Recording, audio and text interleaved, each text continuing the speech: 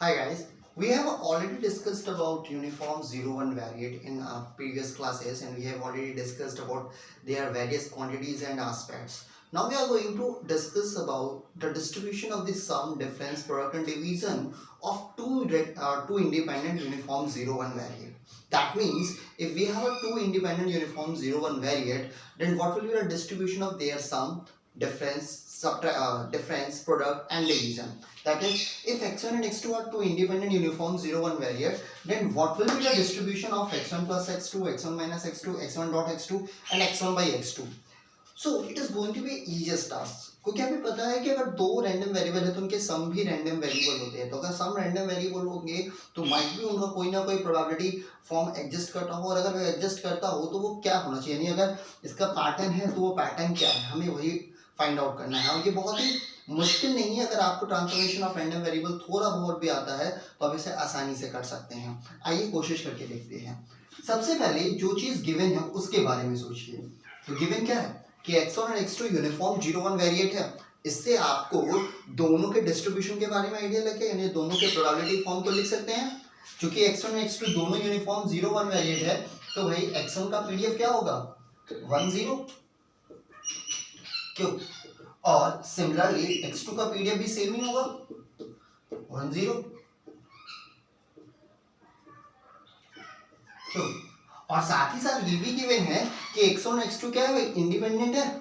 और अगर इंडिपेंडेंट है तो हमें पता है कि इनका जो जॉइंट पीडीएफ होगा वो इनके मार्जिनल के प्रोडक्ट के बराबर होगा।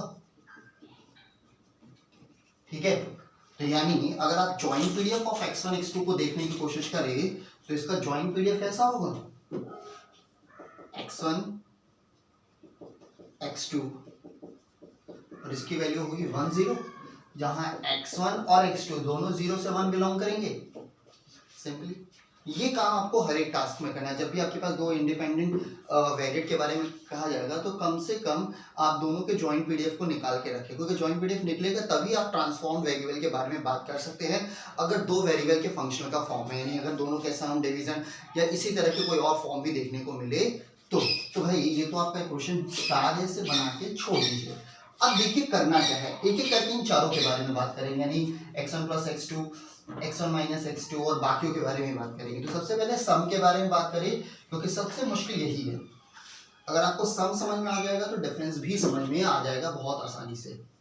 देखिए करना क्या होता है, जब भी आपके पास कोई बाइवेरिएट डिस्ट्रीब्यूशन हो और आपको इससे एक gxy के बारे में इंटरेस्टेड है, यानी आप डिस्ट्रीब्यूशन ऑफ gxy में इंटरेस्टेड है, xy से gxy में कन्वर्ट करना चाहते हैं, जैसे कि x प्लस वाई हो सकता है, x माइनस वाई हो सकता है, x square plus y square हो सकता है।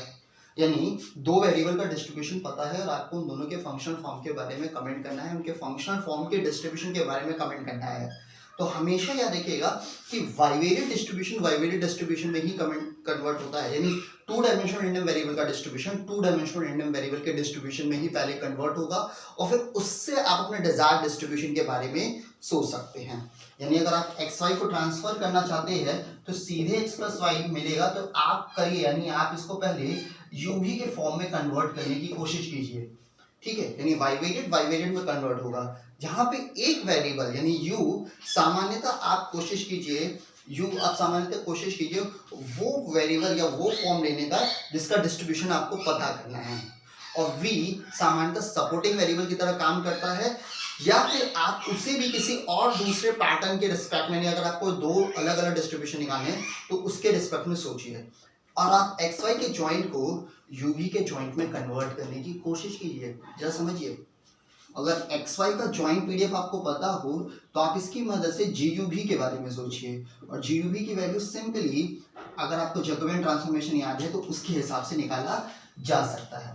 यहाँ पे आपको x1 और x2 दिया है और आपको पूछा गया है कि x1 प्लस x2 का डिस्ट्रीब्यूशन क्या होगा। तो सबसे पहले आप मान लीजिए कि u की वैल्यू x1 प्लस x2 के बराबर है, और साथ ही साथ आपको एक और डिस्ट्रीब्यूशन निकालना है x1 माइनस x2। तो v की वैल्यू मान लीजिए कि भैया x1 माइनस x2 है। ठीक है, u और v, यानी u आपने एक वेरिएबल माना है और v आपने एक वेरिएबल माना है। अब जरा u और v तो पता चल गया। अगर x1 और x2 को आप, क्योंकि आपको x1 x2 का डिस्ट्रीब्यूशन पता है, इसलिए आप x1 और x2 को u और v के फॉर्म में कन्वर्ट कीजिए। तो भाई अगर दोनों को सम कर दे तो 2x1 मिलेगा, यानी x1 की value basically u plus v/2 आएगी। ठीक है, इसके बाद अगर आप u माइनस v करें तो आपको 2x2 मिलेगा, यानी x2 की वैल्यू u माइनस v/2 होगी। ठीक है, इसकी मदद से आप जैकोबियन निकालिए। उम्मीद है जैकोबियन निकालने आपको आता होगा। जब आप बाइवेरिएट फंक्शन को एक दूसरे बाइवेरिएट फंक्शन में कन्वर्ट करने की कोशिश करते हैं, वहां यूज करते हैं।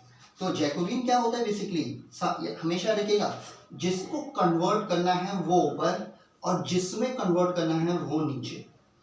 मतलब जिसको कन्वर्ट करना है उसका डिफरेंशिएशन लेते हैं किसके रिस्पेक्ट में, जिसमें कन्वर्ट करना है। अब x1 और x2 को कन्वर्ट करना है u और v के फॉर्म में, और उसको निकालने का तरीका भी बड़ा आसान है। डेवा x1 अपॉन डेवा u, डेवा x1 अपॉन डेवा v, डेवा x2 अपॉन डेवा u, डेवा x2 अपॉन डेवा v।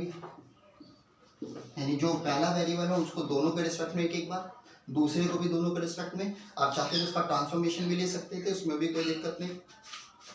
अब ये निकाला तो जा सकता है ना। अब x1 को u के रिस्पेक्ट में करना है और x1 की वैल्यू u के रिस्पेक्ट में u प्लस v/2 है। तो जब आप इसको u के रिस्पेक्ट में डिफरेंशिएट करेंगे तो इट विल कम्स एज 1/2, क्योंकि भैया u की वैल्यू 1, v की वैल्यू 0। अगर u के रिस्पेक्ट में डिफरेंशिएट करेंगे, सिमिलरली ये भी 1/2, 1/2, 1/2, माफ कीजिएगा लास्ट में मिलेंगे -1/2, क्योंकि v के रिस्पेक्ट में करेंगे। तो यहाँ पे जब आप जैकोबियन देखेंगे तो जैकोबियन की वैल्यू क्या आ जाएगी आपके लिए। ठीक है, जैकोबियन की वैल्यू आ जाएगी 1/2 इंटू -1/2, यानी कि -1/4 और -1/4, दैट इज -2/4, यानी कि आपके पास आएगी -1/2। ठीक, अब आपको u और v का डिस्ट्रीब्यूशन चाहिए। तो भैया u और v का डिस्ट्रीब्यूशन यानी u और v के जॉइंट पीडीएफ निकालना आसान है, लेकिन जॉइंट पीडीएफ ऑफ u भी निकालने से पहले किसी भी पीडीएफ यानी u और v का पीडीएफ तो निकाल सकते हैं, लेकिन उसका रेंज भी तो जरूरी है। तो आइए उसके रेंज के बारे में बात करते हैं कि रेंज कैसे निकालेंगे। जरा समझिएगा और सोचिएगा, जो जो चीजें गिवन है पहले वो सोचिए कि आपके पास गिवन क्या है कि x1 लेस देन 1 है। ठीक है, और x1 की वैल्यू क्या होती है u plus v/2 less than 1 है ना। ठीक है, अब x plus u plus v/2 है और साथ ही साथ 0 less than x2 less than 1 है, यानी कि 0 less than u minus v/2 less than 1। ये चीजें गिवन थी। आपको u और v का फॉर्म यानी u और v का अब रेंज चाहिए होगा, तो आप इसको इसमें कन्वर्ट कर सकते हैं। चलिए बहुत आसान है, आप यहाँ से लिख सकते हैं 0 less than u plus v less than 2, और इसको लिख सकते हैं 0 less than u minus v less than 2। भाई इससे u और v का रेंज तो नहीं क्लियर हो रहा है, तो चलिए रेंज को क्लियर करने का एक तरीका सोचते हैं। इसको क्लियर करने का तरीका बड़ा आसान सा होता है कि आप दो फॉर्म बनाइए, u और v का पैटर्न बनाइए। मान लीजिए आपने हॉरिजॉन्टल एक्सिस को u मानिए और वर्टिकल एक्सिस को v मानिए, और आप जो ये इनइक्वालिटी है वो इस पे रख दीजिए, और इस इनइक्वालिटी को रखने के बाद जो भी इन दोनों के लिए कॉमन इंटरसेक्शन पार्ट होगा वही आपका डिजायर्ड रेंज होगा u और v के लिए।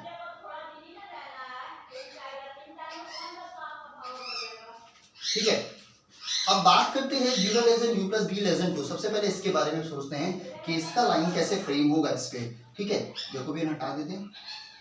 ठीक है, ये भी बहुत आसान है, मुश्किल नहीं है, जरा सोचते हैं, जरा गौर से देखिएगा। सबसे पहले u plus v is equal to 0 के बारे में सोचते हैं। तो जब u plus v is equal to 0 सोचेंगे तो u is equal to minus v का केस बनेगा, और अगर ये u और ये v है तो u is equal to minus v हमेशा यहां से जाएगा। ये बेसिकली आपका u is equal to minus v या फिर u plus v is equal to 0 का 0 की इनइक्वालिटी को डिनोट करेगा, सॉरी 0 का इक्वेशन डिनोट करेगा। अब जरा समझिए, ये लेस देन का पार्ट रखना है आपको, यानी u प्लस v की वैल्यू बेसिकली ग्रेटर देन 0 होनी चाहिए। तो आप इसके दोनों तरफ का कोई एक साइड देके चूज कर लीजिएगा, आपको पता चल जाएगा क्लियरली इसके ऊपर का साइड होगा। आपको दिखाया था, आइडिया दिया था कि आप इधर या इधर का कोई भी एक आर्बिट्ररी पॉइंट रखिए। मान लीजिए आपने ये रख दिया, मान लीजिए 2 0 रख दिया, सपोज करते हो, जाहिर सी बात है इस साइड में आएगा। जब 2 0 रखेंगे तो 2 प्लस 0, और 2 प्लस 0 ग्रेटर देन 0 होता है, यानी सपोर्टिंग रेंज जो होगा वो ऊपर वाला ही होगा। अब u plus v less than 2 के बारे में सोचते हैं, यानी u plus v is equal to 2 की लाइन ड्रॉ कीजिए। जाहिर सी बात है u को 0 रखेंगे तो v2 और v को 0 रखेंगे तो u2, यानी भैया ये अगर आपके पास इक्वेशन है कोई 2 0 और यहाँ कोई इक्वेशन है आपके पास 0 2, तो ये इससे होके ही जाएगा। ठीक है, हालांकि क्लियर है ये बात। अब जरा अगला सोचते हैं, यानी इसी फॉर्म में जब इसको देखेंगे तो u minus v equal to 0, यानी u is equal to v की लाइन, और u is equal to v की लाइन जाहिर से बात है इस पे से होकर जाएगी।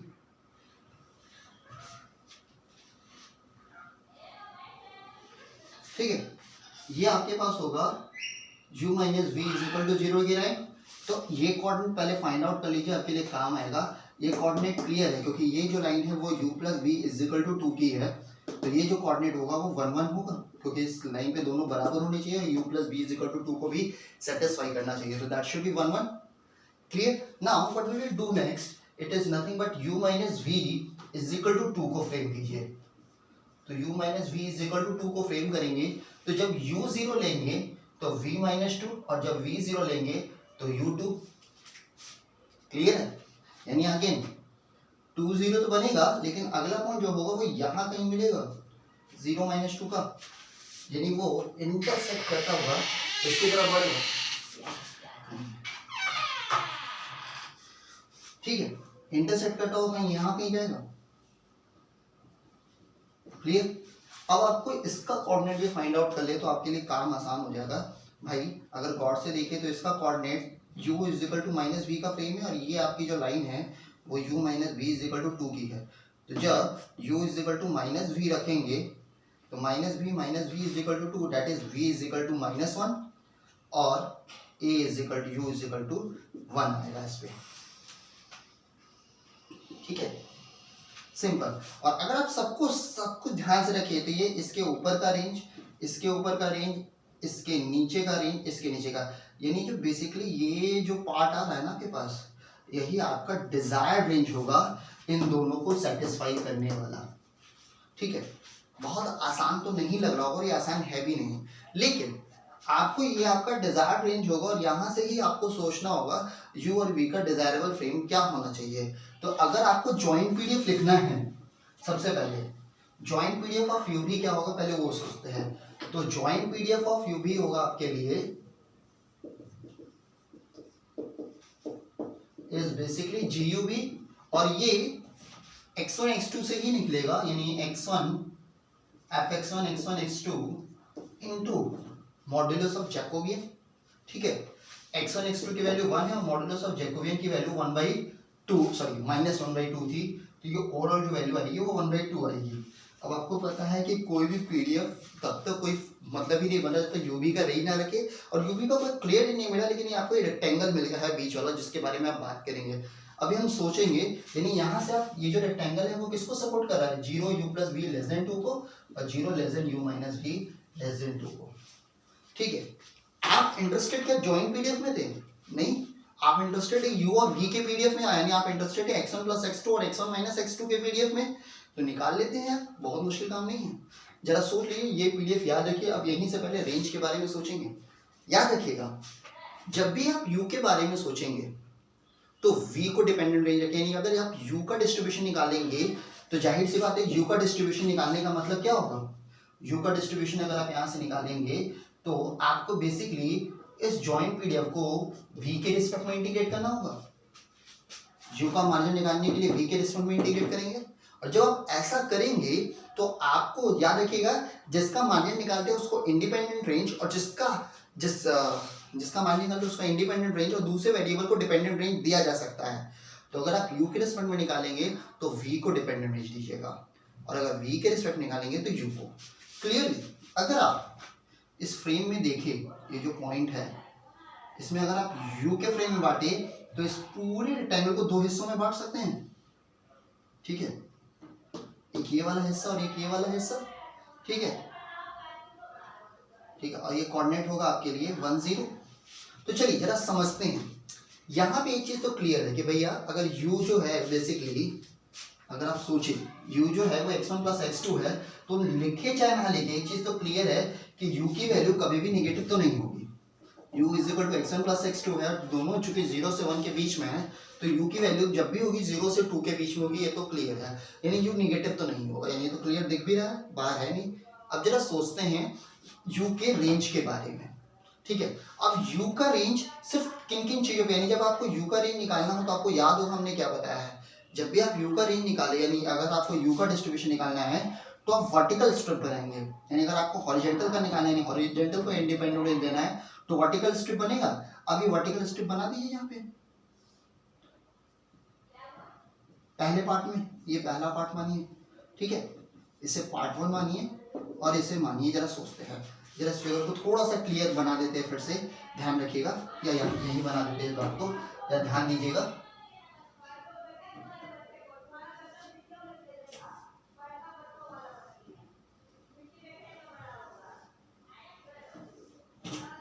ठीक है, तो आप यहाँ पे एक वर्टिकल स्ट्रिप के बारे में सोचिए, ठीक है। वर्टिकल स्ट्रिप क्यों सोचा गया, क्योंकि हमें u का इंडिपेंडेंट रेंज रखना है, और जो वर्टिकल स्ट्रिप बनाते हैं तो वर्टिकल एक्सिस के करस्पॉन्डिंग वाला वेरिएबल डिपेंडेंट होता है। चलिए, बड़ा आसान सा काम होगा, वर्टिकल स्ट्रिप बनाएंगे तो क्लियरली पार्ट 1 के केस में, यानी पार्ट 1 में अगर देखेंगे तो u की रेंज 0 से 1 होगी, और u की रेंज 0 से 1 होगी पार्ट 1 में, तो v की रेंज क्या होगी, इस लाइन से इस लाइन पे डिपेंड करेगी। और ये लाइन किसको डिनोट करता था, अगर याद हो आपको तो ये लाइन थी u plus v is equal to 0 की, यानी v is equal to minus u की, ठीक है। और ये लाइन किसकी थी, सिंपली अगर गौर से देखें तो ये लाइन थी आपकी u is equal to v की, ठीक है ना। अगर आपको ध्यान में आओ तो ये u minus v is equal to 0 है, यानी u is equal to v की, तो बेसिकली ये v is equal to u, तो यहाँ पे जो u की रेंज होगी वो माइनस u से प्लस u तक जाएगी, ठीक है। तो g ऑफ u की जो फॉर्म होगी वो इस केस में जब v के रिस्पेक्ट में इंटीग्रेट करेंगे तो माइनस u टू u के रिस्पेक्ट में इंटीग्रेट करेंगे, और माइनस u टू u के रिस्पेक्ट में 1/2 को जब इंटीग्रेट करेंगे, सॉरी 1/2 dv को इंटीग्रेट करेंगे तो simply 1/2 minus u to u के बारे में सोचिए और दिमाग लगाइए कि क्या हो सकता है। जब इसे करेंगे सॉल्व तो ये हो जाएगा v minus u to u, यानी कि 1/2 u प्लस u, यानी ये सिंपली u आएगा, ठीक। अब सेकंड पार्ट के बारे में सोचिए, यहां भी वर्टिकल स्ट्रिप ड्रॉ कीजिए। आप यहां कह सकते हैं कि सर यार आप एक ही वर्टिकल स्ट्रिप ड्रॉ करते हो पूरा रन करा देते, वो इसलिए नहीं होता क्योंकि अगर गौर से देखें तो यहां से वर्टिकल स्ट्रिप की जो लेंथ है या वर्टिकल स्ट्रिप की जो हाइट है वो लगातार बढ़ती हुई जा रही है, लेकिन इस पॉइंट के बाद लगातार घटती हुई जाएगी। इसलिए इसको यानी कि 2 पार्ट में बांटना है, क्योंकि स्मूथ पेस नहीं है, एक जैसा पेस नहीं है इसमें, तो अगर एक जैसा पेस नहीं है तो इसको 2 हिस्सों में बांटना आवश्यक हो गया। अब जरा इसके बारे में सोचते हैं, तो यहाँ पे क्लियरली जो u है वो 1 से लेके 2 तक जा रहा है, यानी अगर ध्यान से देखिए, अगर आपको पीछे याद हो तो ये 10 से 20 तक जा रहा है, और अगर ये 10 से 20 तक जा रहा है यानी u की जो रेंज होगी पार्ट 2 में वो 1 से 2 तक है, और अगर ये 1 से 2 तक है तो v की रेंज क्या है, इस लाइन पे डिपेंड करेगी। और ये लाइन कौन सी थी, u minus v is equal to 2 की, यानी अगर आप v को यहाँ पे बनाए तो minus v is equal to 2 minus u, या v is equal to u minus 2, यानी v की जो लोअर लिमिट होगी वो u माइनस 2, और इसी तरीके से अपर वाली यानी ये वाली जो लाइन है वो u plus v is equal to 2 था, यानी v is equal to 2 minus u, यानी ये वाली जो लाइन होगी वो बेसिकली 2 माइनस यू होगी, ठीक है। इसको भी सॉल्व कर सकते हैं, और इस केस में जब आप g ऑफ u निकालेंगे तो इसकी वैल्यू क्या होगी, 2 minus sorry u minus 2 minus you 1/2 और dv 1/2 अगर करेंगे फिर आप इसको सॉल्व करेंगे तो again 2 minus u plus 2 solve करिएगा, आपको मिलेगा simply 1/2 2 minus u. It's going to be very easy for us, 1/2 2 minus u, जब इसको सॉल्व माफ कीजिएगा, जब इसको सॉल्व करेंगे तो आएगा 1/2 4 माइनस यू 4 माइनस 2 यू, और आंसर आएगा सिंपली 2 माइनस यू, ठीक है। यानी अगर आप इस पूरे प्रॉब्लम को जब सॉल्व करने बैठेंगे तो ये बहुत ही आसानी से जो u का जो डिस्ट्रीब्यूशन होगा, यानी distribution of u is equal to x1 plus x2, basically क्या होगा, g ऑफ u की वैल्यू जो होगी वो होगी सिंपली ऊपर u जब u की रेंज 0 से 1 के बीच में हो, और 2 माइनस u जब u की रेंज 1 से 2 के मध्य हो। ठीक है, आप चाहे तो क्रॉस चेक कर सकते हैं कि ये पीडीएफ है या नहीं। तो पीडीएफ है या नहीं के लिए इसको क्या करेंगे, इंटीग्रेट करके देखेंगे। जब इंटीग्रेट करके देखेंगे तो पहला वाला टर्म u स्क्वायर बाई 2 आएगा, और 0 to 1 के बीच में रखेंगे यानी 1/2, यानी इसकी प्रोबेबिलिटी 1/2। और जब इसको इंटीग्रेट करेंगे तो क्या आएगा 2u minus u square by 2, और जब 1 से 2 जब इसमें लिमिट रखेंगे तो 2 और 1 रखेंगे तो ये 2 आएगा, जबकि इसको जब सॉल्व करेंगे तो ये 3/2 आएगा, यानी ये भी आएगा 1/2, यानी अल्टीमेटली ये 1 आ जाएगा, यानी ये u का पीडीएफ होगा। ठीक है, अब जरा समझिए, आपको एग्जाम में जब क्वेश्चन आएगा तो आपको ये पीडीएफ अगर ध्यान में रहे तो ये आपके लिए बहुत अच्छी बात है, क्योंकि कई बार सीधे x1 + x2 के केस में डिस्ट्रीब्यूशन का फॉर्म देकर पूछेगा कि कौन सा सही है। ठीक है, अगर एक्सपेक्टेशन ऑफ x1 + x2 पूछा तो काम आसान है, लेकिन तकलीफ तब होती है जब x1 + x2 के होल स्क्वायर के बारे में बात कर ले तो दिक्कत आ सकती है। हालांकि वो भी इजी टास्क है, इजीली किया जा सकता है अगर थोड़ा दिमाग लगाए तो। उम्मीद है ये बात आपको समझ में आ गई होगी, और अगर आपको ये समझ में आ गई होगी तो आपसे उम्मीद करते हैं कि आप डिस्ट्रीब्यूशन ऑफ v के बारे में सोचिए। ठीक है, कि डिस्ट्रीब्यूशन ऑफ v यानी कि डिस्ट्रीब्यूशन ऑफ x1 - x2 क्या होगा, उसमें भी फिर से मार्जिनल निकालना है, लेकिन चूंकि v का डिस्ट्रीब्यूशन निकालना है इसलिए अब v इंडिपेंडेंट रेंज रखेगा और u डिपेंडेंट, यानी हॉरिजॉन्टल डिपेंडेंट होगा, वर्टिकल वाला वेरिएबल इंडिपेंडेंट होगा। यानी अब आप वर्टिकल नहीं हॉरिजॉन्टल स्ट्रिप बनाइएगा तो हॉरिजॉन्टली भी वो दो हिस्सों में बटेगा जो ऑलरेडी बटा ही है हॉरिजॉन्टल एक्सिस के द्वारा। थोड़ा दिमाग लगाइएगा और हमें बताइएगा v का डिस्ट्रीब्यूशन क्या है।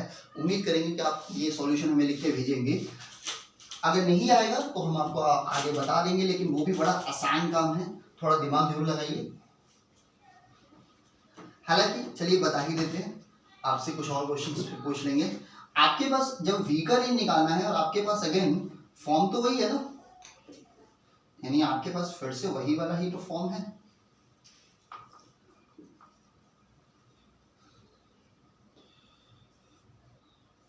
तो जब आपको ये आपका 0 0 का कोऑर्डिनेट था, ये 2 0 1 1 1 -1, तो आप इसको जब v के रिस्पेक्ट में करेंगे तो आप अब वर्टिकल नहीं हॉरिजॉन्टल स्ट्रिप बनाएगा, और हॉरिजॉन्टली स्ट्रिप को भी देखेंगे तो यहाँ तक, यहाँ से घटते घटते ये बढ़ेगा और फिर घटना स्टार्ट हो जाएगा। तो यहाँ पे भी दो वर्टिकल स्ट्रिप बनाने होंगे, एक ऊपर वाले पार्ट के लिए यानी इस पार्ट 1 के लिए। ठीक है, और इस केस में क्लियरली जो v की रेंज है वो 0 से 1 तक, यानी जब v की रेंज इफ v की रेंज 0 से 1 हो तो इस वर्टिकल स्ट्रिप में u का जो रेंज होगा वो क्या होगा, पहली वाली लाइन जो है वो सिंपली u = v की है, यानी u की रेंज v से स्टार्ट होगी और फिर इस पे डिपेंड करेगा। और ये कौन सी पार्ट थी भाई, ये कौन सी लाइन थी, u + v = 2 का, यानी u की वैल्यू होगी 2 - v, यानी v से 2 - v तक जाएगी। तो जब आप इस केस में इंटीग्रेट करेंगे तो h ऑफ v जो होगा वो बेसिकली h ऑफ v जो होगा वो v का जो रेंज सॉरी u का जो रेंज होगा v से 2 - v और 1/2 इंटू du होगा। इसको सॉल्व करेंगे 1/2, और जब रेंज रखेंगे तो 2 - v यानी कि सिंपली 1 - v, वे v की जो रेंज है वो 0 से 1 है। सेकेंड पार्ट में देखेंगे तो ये वाली जो लाइन थी वो बेसिकली u = -v की थी, यानी v = ठीक है, और ये वाली जो लाइन थी वो u - v = 2, यानी u = 2 + v की है। यानी जब v की रेंज v 0 से छोटा हो और -1 यानी -1 से 0 के मध्य हो तो u यानी इस केस में जो u का रेंज होगा वो कहां से कहां तक जाएगा, -v से 2 + v तक। 1/2 को इंटीग्रेट करेंगे, du के रिस्पेक्ट में, माफ कीजिएगा u के रिस्पेक्ट में करना होगा। तो जब इसे सॉल्व करेंगे तो 1/2 2 + v और -v को करेंगे तो +v, यानी सिंपली ये आ जाएगा 1 + v। यानी जो रेंज इस केस में मिलेगा वो कैसा मिलेगा आपको, v का जो डिस्ट्रीब्यूशन यानी कि डिस्ट्रीब्यूशन ऑफ, माफ कीजिएगा distribution of v = x1 - x2 आपको मिलेगा इस केस में सिंपली h ऑफ v = पहला जो पार्ट है वो मिलेगा 1 + v, जहां v -1 से 0 हो, और 1 - v जहाँ 0 से 1 के मध्य हो। चाहे तो इंटीग्रेट करके सॉल्व करके भी देख लीजिए। आप इसको जब सॉल्व करेंगे तो इसका इंटीग्रेशन हो जाएगा v plus v square by 2। तो जब आप इसमें -1 और 0 रखेंगे तो पहला पार्ट क्या आएगा उसके बारे में सोचिए, यानी 0 - 1 1।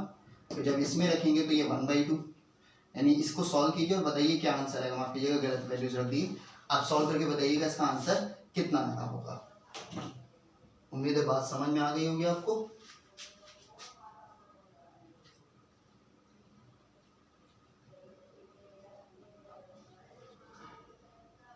सही बात कह रहे हो ना।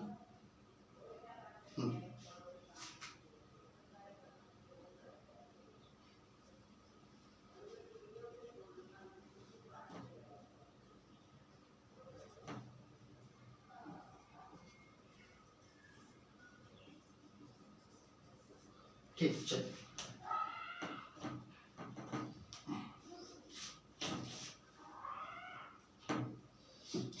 अगर आपके पास ये सारी चीजें समझ में आ गई हो आपको ये बात, तो अब जरा हम थोड़ा आगे बढ़ते हैं और distribution of x1 dot x2 के बारे में बात करने की कोशिश करते हैं। Distribution of x1 dot x2 भी बिल्कुल इसी प्रकार से सॉल्व हो जाएगा और वो भी बहुत ही आसान प्रक्रिया बनेगी आपके लिए। अगेन पहली वेरिएबल मान लीजिए जो आपका डिजायर्ड डिस्ट्रीब्यूशन रखता हो x1 x2, और v मान लेते हैं हम सिंपली x2। ठीक है, क्योंकि x1 बाई x2 निकाल के शायद ये मतलब ये जब ये सॉल्व करेंगे तो बड़ा मुश्किल हो जाएगा आपके लिए। अगर ऐसा है तो x1 की जो वैल्यू है यानी clearly x2 is equal to v तो दिख ही रहा है, यानी इस केस में जब आप रखते तो x1 डॉट v रख सकते थे, यानी इस केस में u की जो वैल्यू x1 की जो वैल्यू है वो u अपॉन v और x2 की जो वैल्यू है वो v आएगी। यानी जब आप यहाँ जैकोबियन निकालेंगे तो जैकोबियन की वैल्यू हो जाएगी डेवा x1 अपॉन डेवा u, डेवा x1 अपॉन डेवा v, डेवा x2 अपॉन डेवा u और डेवा x2 अपॉन डेवा v। यानी जब इसको आप u के रिस्पेक्ट में डिफरेंशिएट करेंगे तो it will be 1 upon v, और जब u के रिस्पेक्ट में करेंगे सॉरी v के रिस्पेक्ट में करेंगे तो minus u upon v square. जब इसे v के u के रिस्पेक्ट डिफरेंशिएट करेंगे 0 और ये 1, यानी सिंपली 1 अपॉन v। क्लियर है। अब भैया x1 x2 की बात तो क्लियर है, लेकिन यहाँ पे x1 x2 का रेंज भी पता होना चाहिए। तो यहाँ पे रेंज के बारे में सोचते हैं, यानी कि जैकोबियन तो आपको पता चल गई, अब x1 x2 के रेंज के बारे में सोचते हैं। जो चीजें गिवन है जरा उसके बारे में सोचते हैं। पहला, x2 की जो रेंज है वो 0 से 1 के मध्य है और x2 की वैल्यू v के बराबर, यानी v जो है वो 0 से 1 के बीच में बाध्य है कि भाई इसके बाहर तो नहीं जा सकता। साथ ही साथ जो x1 की रेंज है वो 0 से 1 के बीच में है और x1 की वैल्यू क्या है 0 less than u upon v less then 1। ठीक है, और अगर ऐसा है तो सिंपली आप ये लिख सकते हैं 0 less than u less than v, है ना। और अगर ऐसा है तो इन दोनों को साथ में अगर ले ले तो आपके पास रेंज क्या बन जाएगी 0 less than u less than v less then 1। ठीक है, और आपको डिस्ट्रीब्यूशन किसका निकालना है u का, तो जिसका डिस्ट्रीब्यूशन निकालना है उसका इंडिपेंडेंट रेंज 0 से 1 और जिसके रिस्पेक्ट में आप इंटीग्रेट करेंगे, यानी आपको u का डिस्ट्रीब्यूशन निकालना है इसलिए 0 से 1 और v की रेंज हो जाएगी आपकी सिंपली u से 1। v डिपेंडेंट रेंज रखेगा, क्लियर बात है। अब चूंकि यहाँ पे हमें v के डिस्ट्रीब्यूशन में इंटरेस्टेड नहीं थे, इसलिए आप v के एक बार u के रिस्पेक्ट में और एक बार v के रिस्पेक्ट में नहीं सोचेंगे। क्योंकि सिर्फ u के में इंटरेस्टेड है तो आप सिर्फ u का इंडिपेंडेंट रेंज सोचिए और v का डिपेंडेंट रेंज, बहुत आसानी से निकाला जा सकता है। तो भाई इस केस में जॉइंट पीडीएफ ऑफ uv जो होगा वो होगा बेसिकली g ऑफ uv और ये होगा basically fx1 x2 x1 x2 into Jacobian, और इसकी वैल्यू है 1 और जैकोबियन की वैल्यू है 1 अपॉन v। ठीक है, अब जरा इसको लिखना थोड़ा गलत तरीके से लिखा गया है, पहले आप कन्वर्ट करते हैं। x1 की जो जगह जो टर्म होता है उसे लिखिए, यानी x1 की जगह जो टर्म है यानी आपके पास u अपॉन v और इसकी जगह v और फिर जैकोबियन की जगह 1/2। और अब अगर जॉइंट पीडीएफ में x1 x2 का टर्म होगा तो वहाँ x1 की जगह u अपॉन v और x2 की जगह v रखते हैं, पर चूंकि हमारे जॉइंट पीडीएफ में सिर्फ 1 है यानी x1 x2 का टर्म था ही नहीं, इसलिए हमें कोई फर्क नहीं पड़ेगा, हम सिंपली 1 रखेंगे और जॉइंट पीडीएफ की जगह मॉड्यूलस 1 अपॉन v। आप ध्यान रखिए चूंकि v 0 से 1 के बीच में यानी v नॉन नेगेटिव है तो मॉड्यूलस लिखने का कोई फर्क नहीं पड़ेगा, यानी ये जो आंसर आएगा वो सिंपली 1 अपॉन v ही रहेगा, यानी जॉइंट पीडीएफ जो है 1 अपॉन v।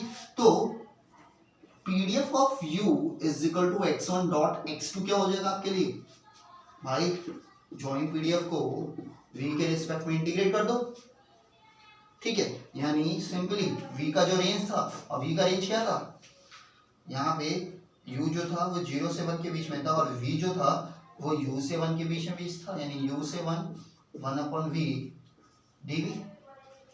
इंटीग्रेट करिए और बताइए क्या आएगा, marginal PDF of u, simply 1 upon v का इंटीग्रेट, अगर आप सॉल्व करें तो log v, सही बोलो ना। और अगर ये log v आता है तो रेंज क्या हो जाएगी u से 1, तो log 1 माइनस log u, यानी सिंपली